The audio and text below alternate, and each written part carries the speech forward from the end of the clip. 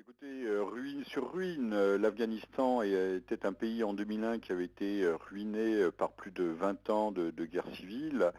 Les Américains sont venus ajouter des ruines, des décombres sur les décombres et ajouter du malheur au malheur. L'Irak était un pays stable, quoi qu'on en pense. Évidemment, les dictatures ne sont jamais souhaitables. Mais l'Irak ne connaissait pas les souffrances qu'elle peut connaître actuellement.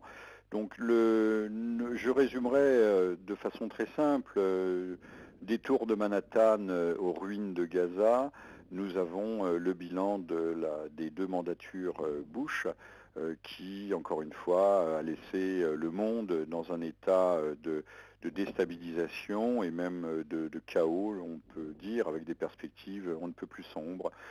Doit-on faire le lien entre les différentes crises qui non seulement s'annoncent, mais qui aujourd'hui sont à l'œuvre sur la planète, crise financière avec la queue de la comète qui est la crise économique, et je pense que la crise financière d'ailleurs n'est pas achevée, crise alimentaire qui est là, bien présente, même si on en parle moins aujourd'hui, et surtout aussi crise environnementale.